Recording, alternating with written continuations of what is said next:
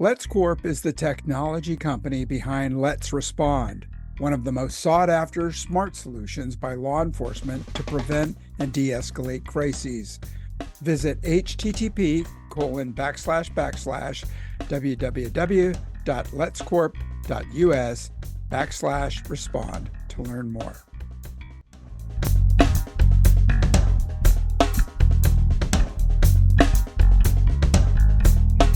Hey, welcome back to Policing Matters on policeone.com. I'm your host, Jim Dudley. Hey, great to have you back listening, and maybe you're checking us out on YouTube where you can see me and my guest, Jeff Thompson, today.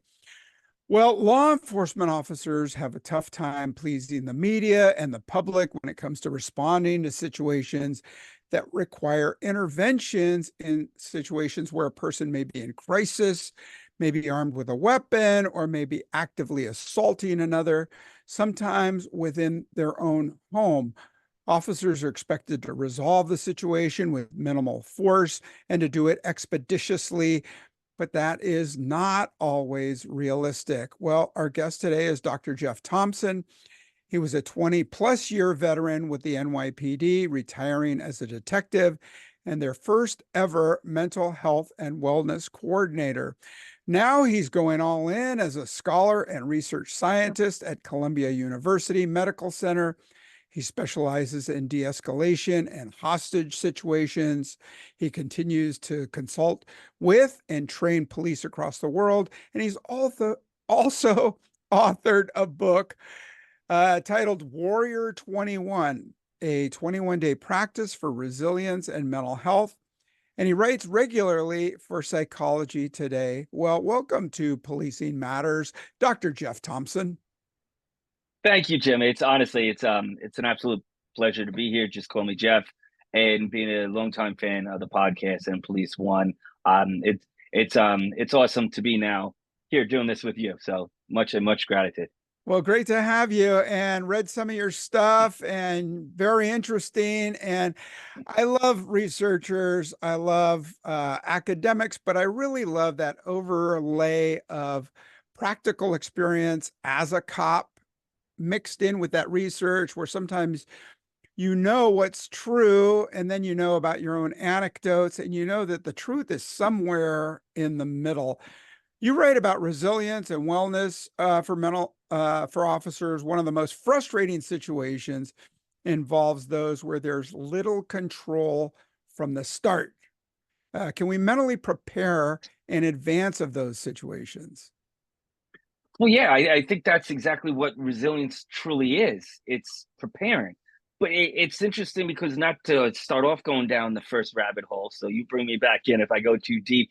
I look at resilience, the definition is there's three parts. One is bouncing back from tough moments. We're all familiar with that. The other two parts we're not too familiar with necessarily. Number two is reaching out for help when you need it. And as strong as we are as police specifically, why the heck do we have to take on life stresses by ourselves? Real strength, real resilience is reaching out for help.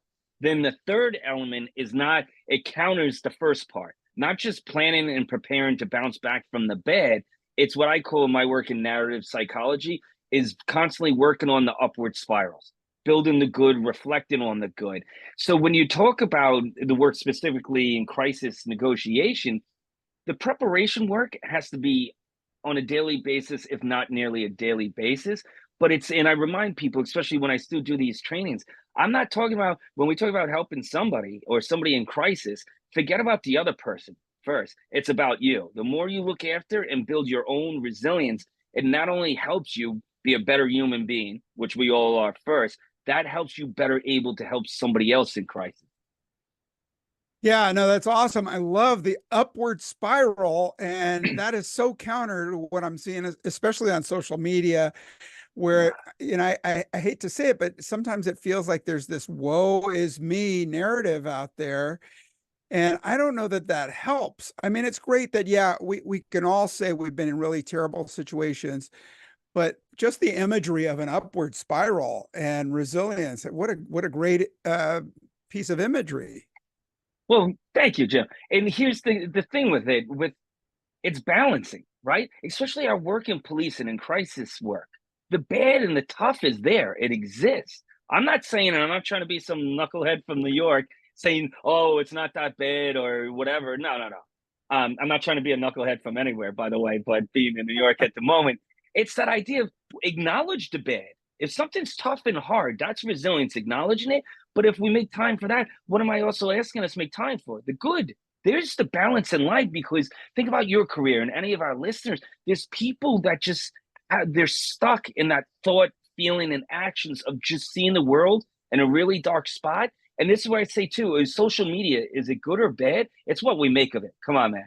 And if you only look at negative stuff or people trying to get you riled up, you're only going to be negative and be riled up. Find that balance is my biggest thought on that. Yeah, so you talk about resilience, you talk about having the resources, people you could depend on and for support. But there's also that narrative, the important one of what's important now. And Right. so we attend to what's right in front of us when it happens.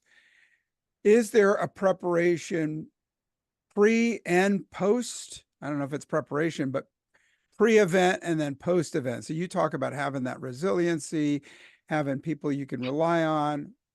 What about you? You handle a situation and it's a tough one. We talk about things like vicarious trauma, and then Mm. after, how do we come down from that?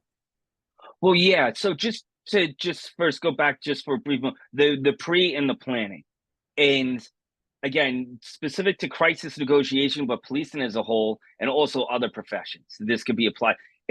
There's an art and a science. You can't say you have the art form unless you know the science. And that's where I'm very fortunate to work under, for example, Dr. John Mann at Columbia Psychiatry, the leading expert and researcher on suicide and suicide prevention and post prevention. So we've got to, as professionals, it's not just knowing the science and knowing the data. That's the foundation. Then we're the doers. We're the ones that then engage people to try and keep people alive. The term is called translational research. We've got to take the science and the data, and how the heck do we translate it into actually having a conversation with somebody? And the first thing that comes to my mind is, yet again, the cliche: somebody says, oh, I'd be a great negotiator because I'm a great speaker. And then anyone that's a negotiator, like, well, hold on a second. It's actually the opposite. You need to be a good listener. So it's honing those skills. And here's the other thing, and I know I'm not knocking anyone else or their approaches. My thing is, these aren't negotiation skills. Let's stop pretending we're the wizard or behind the curtain. There, these illustrious skills only a few group of people will ever learn or know. BS. These are the skills that need to be shared with everybody. And in police and patrol, for example, that deal with people in crisis every day. So the more we practice those skills, but how about first and foremost as humans? Husbands, wives, fathers, sons, daughters, sisters. These are the skills we should be using every day with fellow humans. So that's the prep. But then, as you mentioned, so hopefully then what happens afterwards? And I'm not, please, my disclaimer is, I'm not minimizing the seriousness of the work, but I use the metaphor often. I connect it to sports, right? And in baseball, if you work in crisis work, unfortunately, nobody bats 1,000. In the seriousness where it's not a game, when I say that, somebody often, when you're not batting 1,000, that means somebody got hurt, or even worse, somebody died, whether by their own means or because they did something that provoked the police to have to protect themselves. And it happens. And so, yet again, if that makes our work much different from the general public, what are we doing, not just in the preparation to handle it, but then what happens when it does happen? And how do you properly debrief, and not just as a team, not just relying on your agency, but as for yourself? That's where I'd say this isn't rocket science. Technically, it's neuroscience, but nobody laughs at that joke of mine. You smile at least. Thank you, Jim. It's the idea of, well, my question, imagine it was you. You were the negotiator, and we went through something bad. I would say, hey, well, Jim, what are you doing tonight to take care of yourself? And or I would say, hey, what do you usually do if something doesn't go right? Because you're going to fall back on your established practices. So it's the before and after. In the world of narrative psychology, it's not peeling back the, it's a really complex threading. So the Mm. past, what you have been doing, is just so interconnected with what do you do then afterwards, if that makes sense. Mhm. Yeah, well, you heard my introduction, and there's that expectation to de-escalate, de-escalate, de-escalate. That's like That's the buzzword that everybody wants to talk Ah, about, mostly outside of policing, but of course it affects us as in policing. So we have subjects in crisis. Not too uncommon incident may involve someone who's a danger to self, danger to others. Maybe they're running on the freeway or in traffic. Maybe they're naked. How can those situations be resolved when you have that immediate danger and people say, hey, you should have backed off. You should have let them run loose for a while. I mean, there's so many things that can go wrong. And I don't think the public realizes it. Where's the middle ground there? well, I guess a few things. One, the public's not trained like we are. So what are our expectations? And I'm not saying like they're naive or stupid either. They don't have our experiences or our knowledge. So there's only so much they can generally understand. And the more we get opportunities to have these conversations, and when I have these conversations with people outside of policing, it's the most important word starts to come out. And when I talk about this again in narrative psychology, I'm rarely interested in who's right or who's wrong. It's often right and wrong for the most part is often subjective. What I care more about is this empathy. And it's not a cliche like the some people try and use de-escalation as a cliche. My thing about empathy is understanding your perspective. And what's the best way to get your perspective? Let you tell your story. And then this is where the skills come in of active listening skills primarily. I want to hear your story. I want you to know I genuinely care. And this is the other thing too, which I have to throw this in there. I'm not in the business when I was trained, and then when I was a negotiator, and now I'm still involved in crisis. And I'm not in the business of, hey, imagine Jim, you're in my class. Don't act like you care. How about care?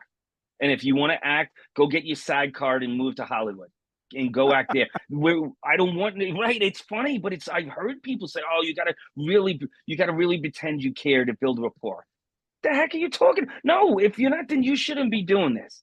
And this is just Jeff's thoughts and perspectives. And what I say isn't golden truth either, but I'd like to point it out there because I know there's others that feel the same way. We don't act. You generally need to care. But here's the thing with the empathy gathering your story, letting you know I care. This is what does it do? Builds rapport, develops trust. Why? There's a game plan. Because ultimately, I need you to stop doing what you're doing and ideally in a voluntary manner, do what I want you to do. But that's now we look at the threads and the layers to that. Those are your behaviors and actions.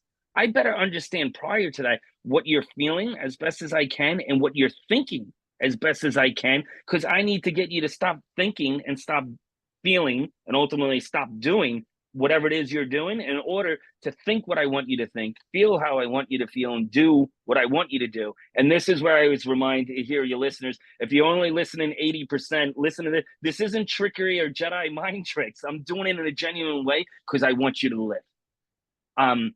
The other thing I'll say to you, which, and you mentioned, I don't know what your thoughts on this are, de-escalation. And I get it now. I do a lot of consulting work and they say, oh, Jeff, we want de-escalation training. And I'm still trying to be a good business minded person. I start off with, okay, sure, tell me more. Let me hear about it. But I'll tell people the way I explain this is like, really, it's not de-escalation training that you want because de-escalation is part of the process. It's not the end result. And like, for example, like how you were giving the examples of somebody in crisis, right? If they're holding a weapon or a knife to themselves, the de-escalation maybe is not getting them to stop threatening to kill themselves, getting them to talk and tell their story. But what do I really want? And whether it's to police, it's voluntary compliance or more broadly cooperation. Mm-hmm. That comes after the de-escalation. And this is where I'm adamant about my approach. It starts with your thinking. If I'm just saying I want to de-escalate the situation, okay, so now you're not screaming and cursing at me anymore. I de-escalated it, but you're still there holding the weapon, or even worse, holding the hostage. So I'd say my goal, I'm going in there, I'm going to use these skills. I'm going to have to adapt and modify them maybe, but ultimately I want your cooperation and your voluntary compliance. That's really, really important. Mm-hmm. Yeah, I mean, I think I hear you, and I think what I'm hearing is that there's got to be some rationality, or that the subject is listening too, because you're trying to tell them, hey, you know, I want to hear why you're in this situation or whatever.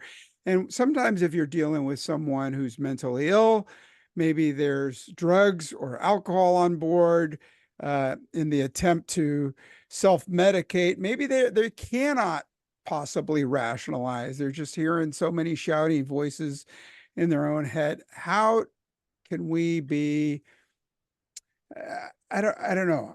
I think there's a trade-off between talking and some physical intervention. Mm, And that's when cops get in these tough situations.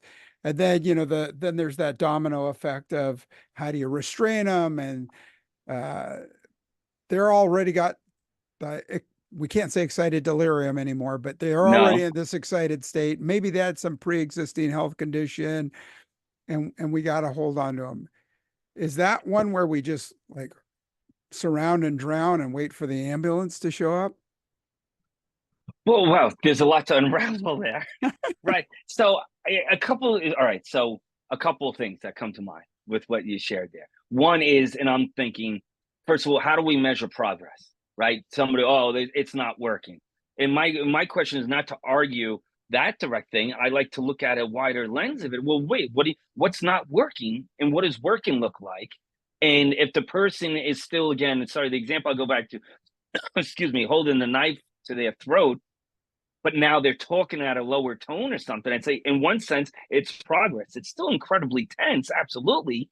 But, and this is where the knowledge comes in of knowing the skills and knowing the narratives of how this is unfolding. Well, hold on, we started at this and now we're here. So something's changed, seemingly some of it for the better, right? The Mm-hmm. other thing I remind people too is, in this one too, maybe let me try and kick the hornet's nest a little bit with some people. I hope I'm not, but I've recently, because with the work that I do on the medical side of the world, there's a practice, a mindset called narrative medicine. And they talk about ensuring and restoring the humanity into medical practice. I now adapt that for crisis negotiator training, ensuring the humanity of the person we're interacting with. And what do I mean by that? We have a goal. We can't forget to achieve the goal, it's interacting with another human being. And Mm-hmm. this is where I recommend it. I try and stop doing it anymore, not calling the person the subject anymore. I call the person in crisis or just the person I'm dealing with, to make sure I'm never dehumanizing the person or the people I'm working with. And somebody might be shrugging or shaking their head saying, oh, what the hell are we changing everything? How about for this? I'm trying to, because I know it's not one thing that makes or breaks us or one thing that makes us win. Very rarely. It's the little things that we add up. And that's just something that I'm putting out there for the listeners as well, something to consider. Because the last thing I'll say, and I throw it back to you on that, hopefully I answered your question in there. I remind people, first of all, tactics, tactics of communication and physical. And when we talk, communicate, negotiate, the tactical team, we're buying time for what? To work on a better tactical plan. We Mm-hmm. work hand in hand together with our brothers and sisters that are the TAC, right? But I also remind people the humanity of the person we're dealing with. Also, that's somebody's brother, somebody's mother, sister, family member, neighbor. And I remind people, how do we talk about that person during the incident, behind the incident, and after the incident? And I remind, like, we're great with police humor and stuff, but I also remind people, like, I'll laugh at good jokes, but it's just remember that was a human being. And um, I'm human too, and I'm all good for a good joke. Hopefully now I didn't just make this really too serious for our listeners. I want them. I don't know, Jim, change the tone, please. And notice I said change the tone. I don't want anybody changing the channel. Stick with Yeah. Well, us. number one, I apologize for my chaotic question, but sometimes I feel the need to be the advocate for the cop on the scene who's Mm, expected to do everything, right? You got the suspect in front of him, acting crazy, naked, running, got a hammer, whatever. And then there's people trying to film over their shoulder, a family member trying to intervene. Leave him alone. He's got a problem. Let me take, and there's that. And so mm. my question is more about when does the cop say, hey, look, I got to end this, not now, but right now. Let me tackle this guy, put the handcuffs on, and then let's let a mental health professional talk to him back at the psych emergency ward. And I feel like with all the narrative about de-escalation and uh, victim informed, trauma informed, interviewing and all this other stuff. I think sometimes the cop on the street feels stuck in the middle and saying, hey, you come out here and try this because I'm doing my best. And I'm, Yeah. I'm down here dirty wrestling with this guy on the ground. Yeah, let me be clear too. First of all, and being in police in my whole adult life, and still I continue. It's sometimes you have to go hands on people in certain situations. And the great, and he's still alive, so I'm not saying as if the great former police commissioner of NYPD, LAPD, elsewhere, Bratton, he would say sometimes it looks awful, but it's still lawful because there's an awfulness to our job. And this is the idea of, and I think I call it smart cops. They know the difference of jumping to physical contact when they don't have to, or wait a little bit longer, and it's a split second. And that's where we have to have faith in our abilities and our teammates that we surround ourselves with. And I've been involved, and I'm sure you as well, where we've had to somehow use physical force in various settings. And it's okay. I wish we didn't have to, but if it happened again the same exact way, I would do it again this way. Yeah. And whether, regardless of what the end result was, we also need to look out after our safety and others. So this isn't de-escalation, isn't soft velvet gloves. No, it's not. It's hardcore policing. And I don't think if somebody argues with us in policing, I'd say, well, then we don't see policing the same way. And like you said, if it's somebody in the public, I'd say, let's talk about it a little bit longer because we don't need to agree. I'll listen to you how you see it. I hope you respect me to listen to how I see it. And this is how me, just one person of many, are training thousands of police across the country and the world. Yeah. Good stuff. Okay. So after being the advocate for the cop, isn't there a responsibility for the friends and families of people who are, and I said people, not subjects, people who are in and out of crisis, maybe, have, boatload of meds, but don't take the meds.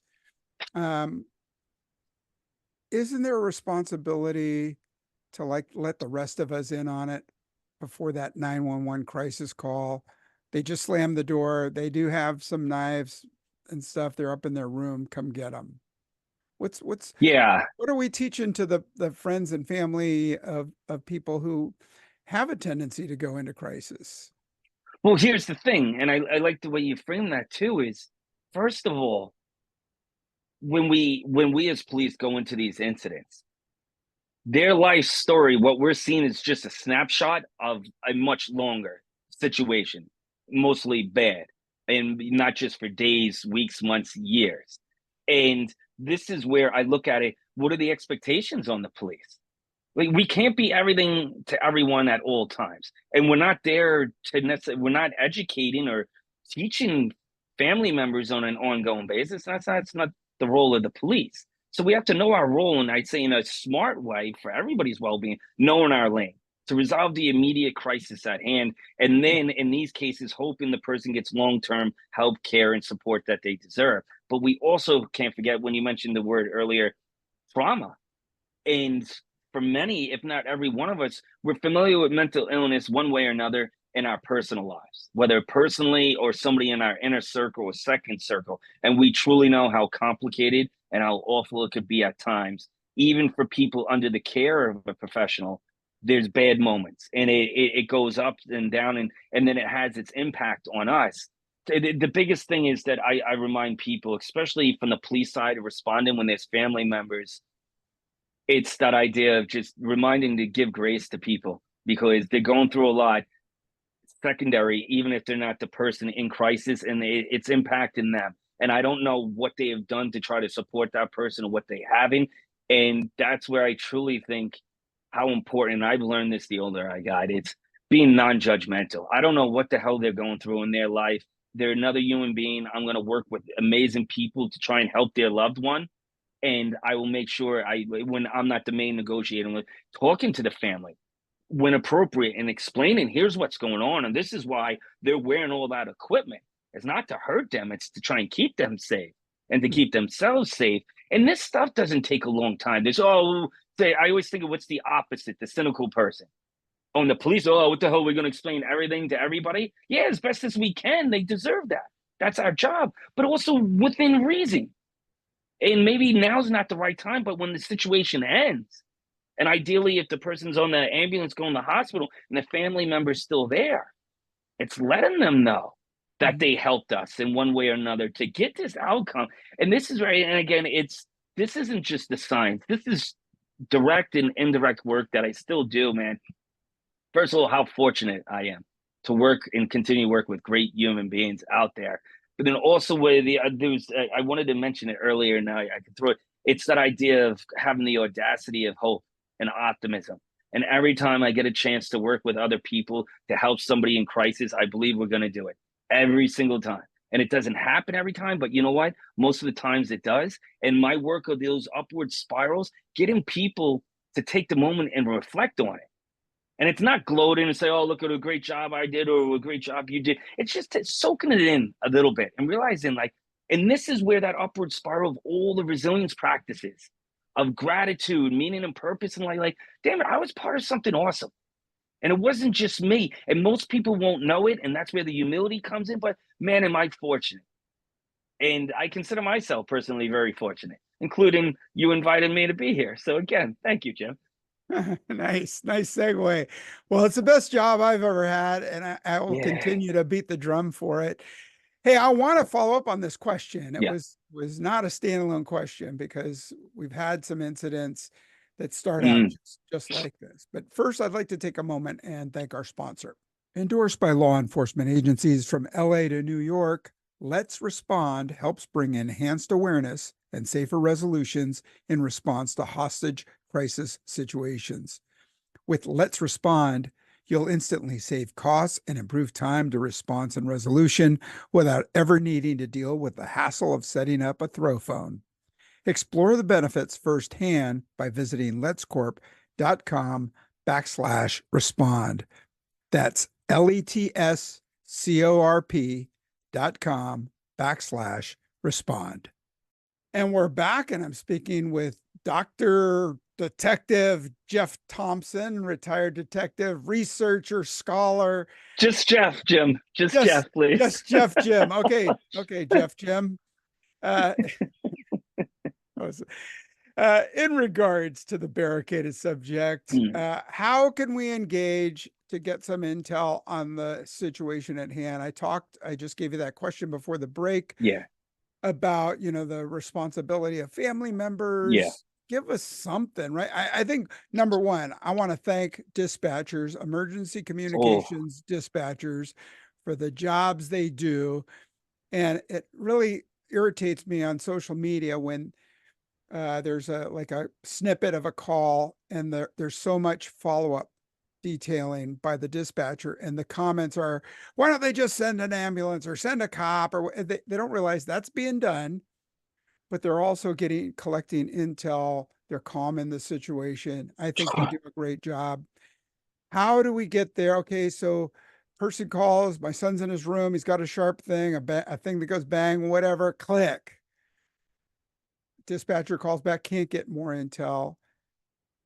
How can we engage at that point? How can responding officers engage, it, get that intelligence before proceeding?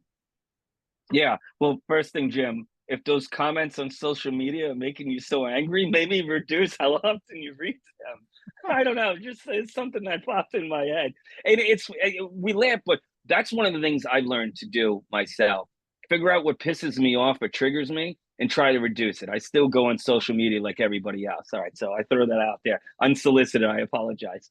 Um, it's the idea of my thought, and you asked before society, it's ask the right questions to get the right answers.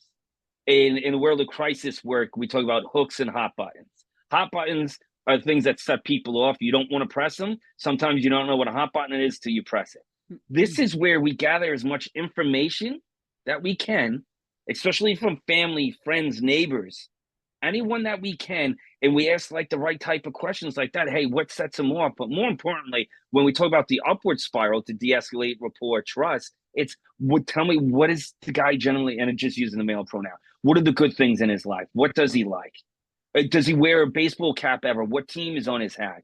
It's trying to pull in something positive from this person's life when we're engaging them, because that helps, like I said earlier, create that balance, but offset the negative, getting people to reflect and talk about the good, because you can't think of both at the same time. And that's where I call it the quote unquote the magic. And it's not magic because it's science based, being used by a really awesome expert person applying it the right way. But it's gathering that information. And here's the kicker with it: the people you're asking, they don't realize how important or useful it might be. So it requires a lot of patience and, yet again, empathy on the person asking those questions, a reminding, like if it was, no, Jim, yeah, keep talking, or no, it might be important. Tell me more. What did you mean by that? Or if I asked you something about like sports or whatever about the person, and you just went to something else, I go, oh, well, hold on a second. What were you saying before about what sports or what his favorite team was? Yeah, so get that intel. You've got something common, something personal to talk. Exactly. Okay, so some agencies have adopted, I wanted to say the tactic, but it's just the practice of simply leaving if the subject is determined to be inside alone, even if they're armed. Leave them inside and fold up shop, and off we go. How do you feel about that? Yeah. So I guess that's kind of newer, right? Because I've never heard of that in the early years of my career. And I'd say if it becomes policy, taking my opinion out for a second, but I know you're going to press me to give my opinion, which I don't. Do I have a choice, Jim? I don't know. Um, how about if there's going to be a policy, let's make sure it's worded the right way, because if it's called something like a tactical retreat, do you think your special ops, your negotiators, or any police want to be referring to whatever they're doing as retreating? It just, that makes no sense. And it's, again, from the world of narratives, well, there's more than one way to look at it. And whether it's just a tactical withdrawal, or I don't know the right word to call it, but I would highly recommend not calling it tactical retreat, formally or informally. But this opens the wider thought process of, were we supposed to be there in the first place? And Mm. sometimes we get called and we realize maybe we're not supposed to be there. And it's okay to have a perspective change as you get more of a story, because that gives you more time to discern and figure out what are our options. And options are really good.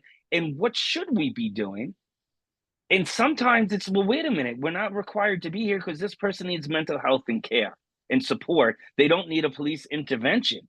And I don't know what my answer would have been many years ago or a handful of years ago, but I think it makes a lot of practical sense in many, many ways of, we, especially as the police, don't necessarily need to force something if it's not necessary. And I guess the last part of that, given my personal thought, is why not make sure you have a mental health professional that can share some insight? Because if we're police experts, and even though I have the mental health background, I'm not a clinician. Mm-hmm. It's that idea of, well, giving them the story and getting their insight and suggestions. And ultimately, commanders do what they command, and that's their job. But having as much information we can give them, I think it's very, very reasonable to say sometimes, you know what, maybe we don't need to be here anymore based on the newer information that's come in or the clearer information. Yeah. Yeah, it's a hard one for me to wrap my head around. I've talked to Mm, a couple people about it now, and there's a matrix checklist like anything else to say, okay, they are alone. Yeah, they have a weapon. Maybe they fired it or maybe they didn't. I haven't seen what these checklists look like to say when we decide to fold up tent and leave, or if we should stay and monitor. But I wish there was some follow up to keep an eye on that address, because you wonder what happens when another family member shows back home, or if another officer is called back on maybe a different call and they don't know about it. I think, with today's data tracking, we have a better idea of history at locations. So mm, hopefully those things pop up. But I just wonder, the one that made me think about these questions was a good friend, Kathleen Diaz, who writes for the Rural Badge, posted a video about a tactical team that went inside the house 3 hours after the initial call. And the initial call was by the mother who was inside the home, who mm. said that her son was talking about suicide and homicide and had a firearm. And so at that point, I think you got to do something. And I think hostage negotiators were there within the hour. There was some discussion there, or at least attempts, followed by, like I say, 3 hours later by the entry team. And I don't know, I think it feels like we're going to be criticized if we act or if we don't act. And if we do leave in that situation and it is a murder suicide afterwards, I can imagine the uproar about, the criticism on police then. I think sometimes these Yeah. are no-win situations. Well, but again, it comes back to, and I'm not trying to play word soup or not, but I kind of, the way I look at it, especially how you finish there, it's, well, how do we measure it? If it's no win? Well, I don't see it that way. It's the commander, again, made the best choice based on the information he had. And this is where it's really important, regardless of the person's role, but including the commanders, the final, just having self-efficacy, believe Hmm. in yourself, believe in your abilities, but also surround yourself with people smarter than you that have also different expertise. And then you make the best choice in the decision because you're the leader. And it's that idea of, with police, and I think it's normal, first of all, to think about what happened to that person or in that situation. Let's normalize that. But it's also, I remind you, make sure you do it in a careful, thoughtful manner Hmm. where it's not overwhelming you. Because think about your history, my history, and the people that we've come across. Sometimes I'll be like, oh, I wonder, I hope that guy got his life in order. Or you know what? Hmm. I really feel like she made something of herself. But then I got to move on because otherwise it becomes ruminating. And it's that idea of that creates anxiety and stress on people. And it's one of those, in the most unscientific or medical term, we've got to figure out healthy ways to move on because otherwise you're carrying that baggage and it just becomes too much of a weight and a burden and it breaks people and it's awful and it's sad. And yeah, so handling uncertainty and ambiguity, my data and others has shown to be a critical skill for crisis negotiators as well as just people in general. And then you add to that the self-efficacy, just simply believing in yourself. But here's the other one, adding to that the humility and self-compassion are also vital because as much as you're going to be great to somebody else that's a complete stranger, are you looking after yourself? Hmm. And realizing as much self-efficacy and I believe in my abilities, I can always learn. And I'm always learning or asking, say, that's some of the beauty to this. There's no finish line to this stuff that we're involved in. And people will judge us. And we voluntarily went into this noble profession.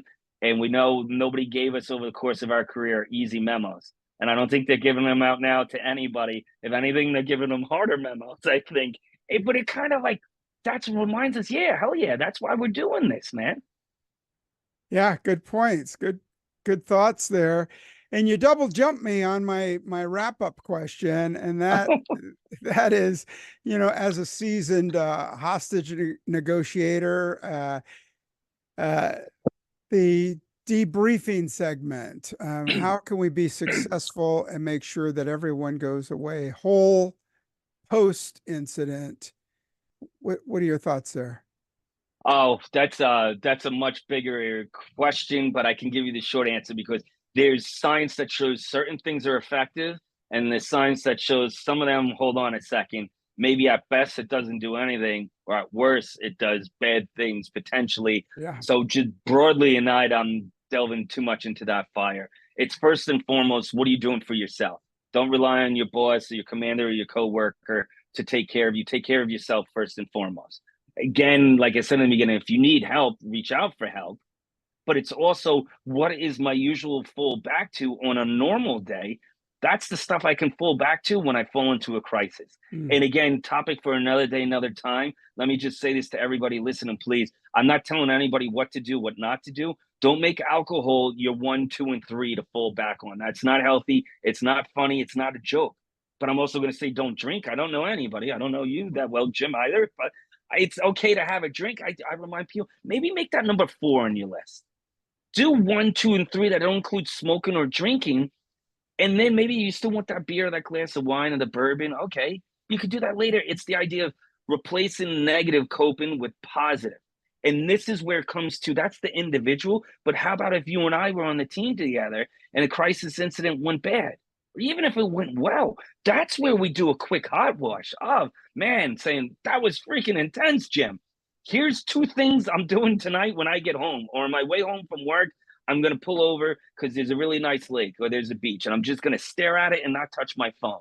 And you know what? When I get home, I'm going to get dressed and I'm going to turn. I'm going to go on social media to make me laugh at something, not to piss me off or read comments. But then say like, this is it. Look, if for anyone that's watching the video, I made Jim laugh for the first time. I think let's not overthink this stuff, man. And it's our stories are contagious.